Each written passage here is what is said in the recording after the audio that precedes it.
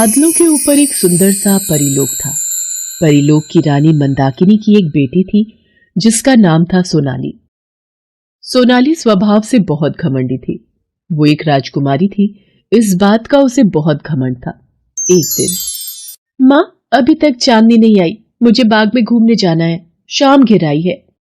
आ जाएगी बेटी, सारा दिन तो वो तुम्हारे साथ ही रहती है। सुनैना को वैद्य जी के पास ले जाना था, तुम अपने कक्ष में जब सो रही थी इसलिए वो हमसे आज्ञा लेकर चली गई।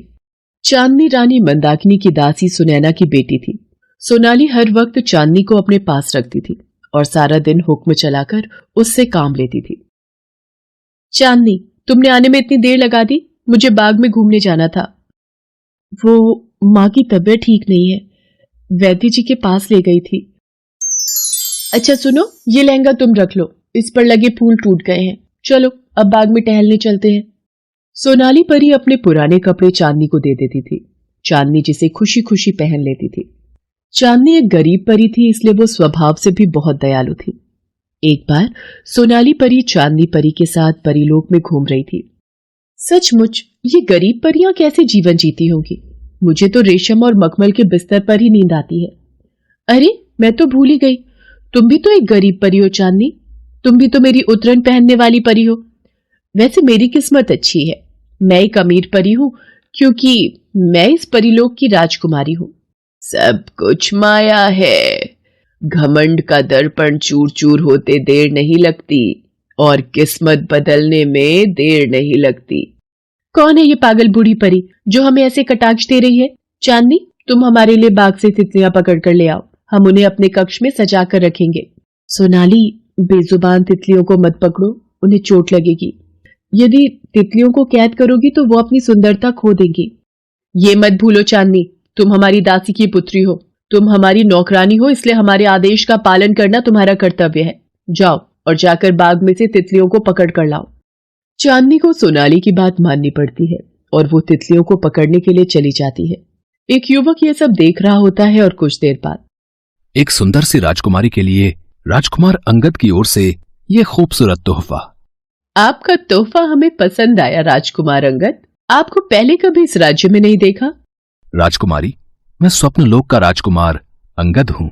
मैंने सुना था कि परीलोक की राजकुमारी सोनाली बेहद खूबसूरत है और आज देख भी लिया। शुक्रिया राजकुमार अंगद। सोनाली के मन को राजकुमार अंगद भा जाता है। वो अंगद को दोबारा मिलने का वादा करके चांदनी के साथ महल वापस आ जाती है। रानी मंदाकिनी सोनाली का इंतजार कर रही होती है। सोनाली, मैं तुम्हारी ही प्रतीक्षा कर रही थी।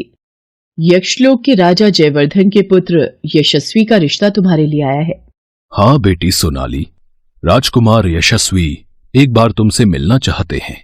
उन्होंने कल सुबह तुम्हें नील घाटी के पास वाले बाग में बुलाया है, कल उनसे मिलने चली जाना। पर माँ, मुझे अभी विवाह नहीं करना।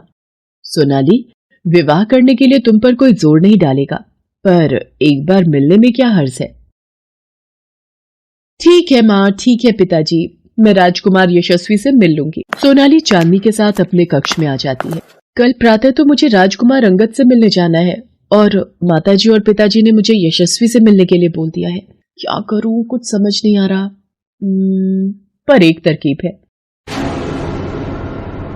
ये तुम क्या कह रही हो सोनाली, मैं तुम्हारा रूप ले लूं? मतलब मुझे तुम्हारी शक्ल लेनी होगी? पर किसी को शक हुआ तो तुम ऐसा क्यों कर रही हो? जैसा मैं कहती हूं वैसा करो, राजकुमारी मैं हूं या तुम। चांदनी सोनाली का रूप ले लेती है। चांदनी सोनाली के रूप में राजकुमार यशस्वी से मिलने जाती है। चांदनी बहुत घबरा रही थी क्योंकि भले ही शक्ल सोनाली की थी पर मन तो चांदनी का ही था। सोनाली, तुम मेरे साथ विवाह के लिए खुश तो हो ना? तुम देखने में बहुत खूबसूरत हो। शुक्रिया राजकुमार, आपने मुझे इस काबिल समझा कि मैं आप जैसे कुशल और होनहार राजकुमार के साथ विवाह कर सकूं, पर मैं कुछ वक्त लेना चाहती हूँ इस विवाह को हाँ करने के लिए। कोई बात नहीं राजकुमारी सोनाली, आप जितना समय लेना चाहती हैं ले सकती हैं। मैं आपके जवाब का इंतजार करूंगा। राजकुमार से मिलकर चांदनी वापस महल आ जाती है। अब जब भी राजकुमारी सोनाली को यशस्वी से मिलना होता वो चांदनी को अपना रूप देकर भेज देती थी। राजकुमारी सोनाली अंगद से प्यार करने लगती है।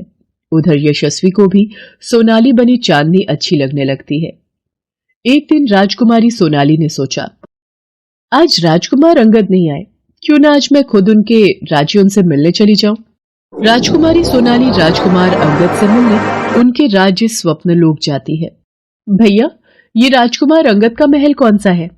राजकुमार अंगद, वो सामने उनका महल है। जी सुनिए, मुझे राजकुमार अंगद से मिलना है, आप बता सकते हैं वो कहाँ मिलेंगे? जी, मैं ही राजकुमार अंगद हूँ। बताइए, मैं आपकी क्या सेवा कर सकता हूँ? आप राजकुमार अंगद है तो वो कौन? अरे सुमेर, अच्छे से नहला दिया ना घोड़ों को। आज हमें घुड़सवारी के लिए जाना है। सुमेर? तुम्हारा नाम सुमेर है? सोनाली भागती हुई जाती है। सुमेर उसके पीछे जाता है। सोनाली, मैं तुम्हें पसंद करता था, इसलिए मैंने तुम्हें झूठ बोला। यदि मैं तुमसे यह कहता कि मैं राजकुमार अंगद के महल में दास हूं, तो तुम मुझे कभी भी प्यार न करती। तुमने सोच भी कैसे लिया कि मैं एक गरीब दास के साथ प्यार करूंगी? नामुमकिन। आज के बाद मेरा और तुम्हारा कोई रिश्ता नहीं है। चले जाओ यहां से, वरना मैं अपने माता पिता को कहकर तुम्हें सलाखों के पीछे कैद करवा दूंगी। इसका मतलब तुम्हें सिर्फ ऐशो आराम से प्यार है। सोनाली, तुम्हें मेरे से कभी प्यार हुआ ही नहीं। देखना, एक दिन तुम भी सच्चे प्यार को तरसोगी। सोनाली वापस महल आ जाती है। ये सब कीमती उपहार कैसे चांदनी? राजकुमारी, ये सब उपहार मुझे राजकुमार यशस्वी ने दिए हैं और वो जल्दी ही विवाह की बात करने के लिए पूछ रहे हैं। मैं क्या करूं? ये सब उपहार मेरे हैं, इन पर सिर्फ मेरा हक है। उस गरीब भिखारी अंगद पर विश्वास करके मैंने बहुत बड़ी भूल की है। चांदनी, तुम्हें इस चिंता करने की जरूरत नहीं है। अब कल मैं खुद राजकुमार यशस्वी से मिलने जाऊंगी। ये सारे उपहार हमें दे दो और जाकर हमारे स्नान की व्यवस्था करो। ठीक है राजकुमारी सोनाली। अगले दिन सोनाली खुद राजकुमार यशस्वी से मिलने जाती है। राजकुमारी सोनाली, आज आप मुझे कुछ अलग ही दिखाई पड़ रही हैं, और भी ज्यादा खूबसूरत। खूबसूरत तो मैं पहले से ही हूं। पूरे परिलोक में मुझसे ज्यादा सुंदर कोई भी नहीं है। राजकुमारी सोनाली, ये आप क्या कर रही हैं? आपने जादू से इस निर्दोष पक्षी को क्यों मार दिया? कैसे नहीं मारती राजकुमार यशस्वी? इसने हमारे कपड़ों के ऊपर अपनी विष्ट गिरा दी। इसे दिखाई नहीं दिया कि इस परिलोक पर राजकुमारी सोनाली के कपड़ों को गंदा करना इसे कितना भारी पड़ सकता है। इसे सबक सिखाना जरूरी था। ये राजकुमारी सोनाली का प्यार इतना बदला बदला सा क्यों है? कल तक तो ये बहुत ही दयालु थी। जब कल एक पक्षी को चोट लग गई थी तो इन्होंने प्रेम से सहलाया था, और आज अपने उन्हीं हाथों से एक निर्दोष पक्षी की जान ले ली। मुझे कुछ समझ में नहीं आ रहा है। मुझे सच्चाई का पता लगाना ही होगा। राजकुमारी सोनाली महल वापस चली जाती है। तभी सुमेर आ जाता है।